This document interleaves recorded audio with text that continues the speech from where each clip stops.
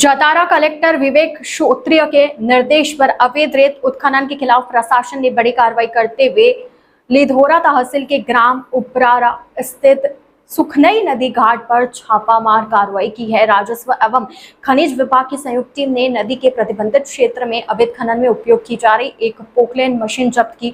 बताया जा रहा है कि उपरारा घाट पर लंबे समय से अवैध रेत खनन का कारोबार संचालित हो रहा था। प्रशासन की ओर से पिछले एक माह में यह दूसरी बड़ी कार्रवाई है जिससे क्षेत्र में सक्रिय रेत माफियाओं में हड़कंप मच गया। हालांकि कार्रवाई के बाद एक बड़ा सवाल खड़ा हो रहा है कि करोड़ों रुपए के राजस्व की क्षति पहुंचाने वाले खनन माफियाओं पर अब तक सीधी कार्रवाई क्यों नहीं हुई है।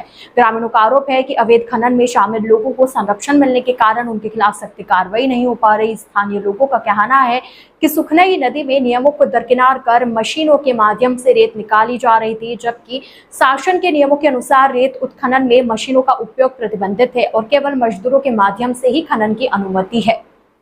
ग्रामीणों ने आरोप लगाया कि क्षेत्र में कई लोगों द्वारा लंबे समय से अवैध रेत खनन किया जा रहा था। उन्होंने प्रशासन से मांग की है कि मशीन जब्ती तक सीमित न रहकर अवैध खनन में शामिल लोगों के विरुद्ध भी वैधानिक कार्रवाई की जाए। संबंध में जतारा एसडीएम संजय दुबे ने बताया कि कलेक्टर विवेक श्रोत्रिय के निर्देशन में अवैध खनन के खिलाफ लगातार अभियान चलाया जा रहा है। उन्होंने कहा कि खनिज विभाग द्वारा खदान क्षेत्र की माप कराई जा रही है तथा जांच में शामिल पाए जाने वाले व्यक्तियों के विरुद्ध खनिज अधिनियम के तहत कार्रवाई की जाएगी। फिलहाल प्रशासन की इस कार्रवाई से अवैध खनन पर अंकुश लगाने की कोशिश तेज हुई है, लेकिन क्षेत्रीय लोगों की नजर अब इस बात पर है कि अवैध उत्खनन के पीछे सक्रिय माफियाओं पर कब तक कार्रवाई होती है। ITN नेशनल की इस न्यूज में इतना ही। अन्य खबरों के लिए जुड़े रहिए ITN नेशनल के साथ।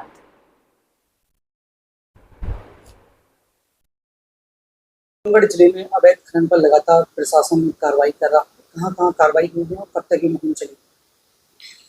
देखिए, ये प्रशासन का दायित्व है कि जो भी अवैध रूप से रेत का खनन कर रहे हैं या जो हमारे महत्वपूर्ण और भी खनिज है उनका कोई उत्खनन करता है तो हम उसको रोकें, और इसके लिए नियम भी हैं, प्रावधान भी है और व्यवस्था भी है।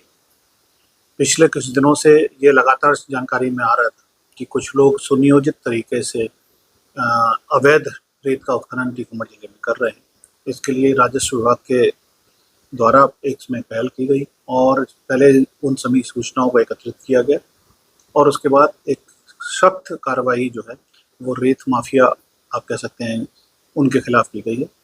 हमको जैसे जानकारी प्राप्त हुई कि जो हमारे ज़िले में एक लीगल जो रेत की खदानें हैं उसको करने के लिए एक एजेंसी है, उनके द्वारा भी इस प्रकार की शिकायत है कि इनकी दूसरे लोग अवैध रूप से जो उत्खनन कर रहे हैं। तो हमने पहले उपरारा में कार्रवाई करी, फिर उसके बाद जो और भी जो हमारे स्थान हैं, मुख्य रूप से 3 चीज़ों पर फोकस किया गया। पहला तो ये कि जो स्वीकृत खदानें हैं उसके अलावा अगर कहीं उत्खनन हो रहा है तो वो गलत है। दूसरा ये कि जो प्रतिबंधित उपकरण हैं जैसे कि पोकलेन मशीन है, उनके माध्यम से यदि कोई किसी भी लीगल या इलीगल किसी भी खदान पर अगर कार्रवाई कर रहा है तो वो गलत है, उस पर हमने कार्रवाई की है। और तीसरी जो विभिन्न अन्य प्रकार के बिल्कुल ही इलीगल है कि जहाँ पर नदी के बीच में जाकर पनडुब्बी लगाकर अगर कोई कर रहा है तो हमने ऐसे भी स्थानों को ढूंढा है और वहाँ पर हमने उनको नष्ट किया है और ये क्रम आगे भी लगातार जारी रहेगा। अगर टीकमगढ़ जिले में किसी भी व्यक्ति को इस प्रकार की कोई भी सूचना मिलती है तो वो संबंधित एसडीएम को, संबंधित तहसीलदार को या मुझे बता सकते हैं। अवैध स्थान पर या प्रतिबंधित उपकरणों से कोई भी उत्खनन नहीं होने दिया जाएगा। जबकि सर आरोप लगाए जा रहे हैं कि जो महालक्ष्मी इंटरप्राइजेज है जिसको खनन का ठेका टीकमगढ़ जिले में मिला है कि प्रशासन जानबूझकर कार्रवाई कर रहा है। ये बिल्कुल सही है कि प्रशासन जानबूझकर ही कार्रवाई करेगा अगर कोई गलत कार्रवाई है, पर अच्छी बात यह है कि अभी तक जो लीगल हमारे जो जिनको ये टेंडर दिया गया है उनके खिलाफ कोई कार्रवाई नहीं हुई है, लेकिन जो और अन्य क्षेत्रों में कार्रवाई हो रही है वो उनका ही सपोर्ट करने के लिए की जा रही है। क्योंकि अगर कोई दूसरी जगह पर अवैध रूप से उत्खनन करेगा तो जो व्यक्ति रॉयल्टी देकर और सही जगह पर अगर काम करना चाहते हैं तो उनको सहयोग ही मिलेगा अगर उनके खिलाफ अवैध उत्खनन करने वालों के खिलाफ कार्रवाई।